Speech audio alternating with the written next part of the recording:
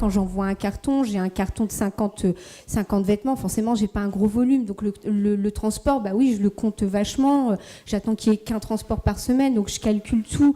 Tout est calculé. Donc oui, je pense que le Made in France va pouvoir se relancer via l'industrie 4.0. Demain, je pense que si on arrive vraiment à changer cette chaîne de production, on aura un avantage sur les Allemands et sur beaucoup de monde. Hein.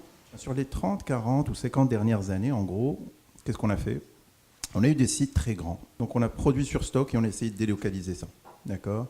Mais de plus en plus, on va s'orienter vers des productions beaucoup plus petites, beaucoup plus rapides, qui vont gérer une beaucoup plus grande complexité, peut-être des choses complètement diverses auxquelles on ne pensait pas, d'accord, et qui vont être plus proches du consommateur. Elles ne vont plus produire sur stock, c'est un peu ce que vous dites, elles vont produire ce que me demande le consommateur en temps réel, en 1 heure, c'est pratiquement du temps réel. Est-ce que l'industrie 4.0 va changer la compétitivité de la France ou de la mode en France, etc.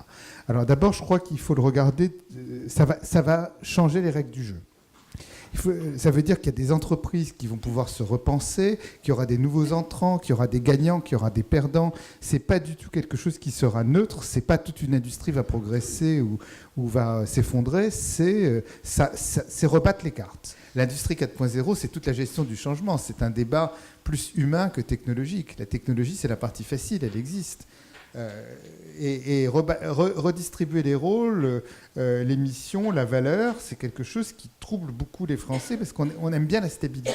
On a beaucoup de choses à reconstruire en France et en Europe si on veut revenir et fabriquer en France. Les usines de composants, les bouts en pression, les zips, tout ça, il faut reconstruire. Je ne sais pas si la France est capable d'absorber tout ça.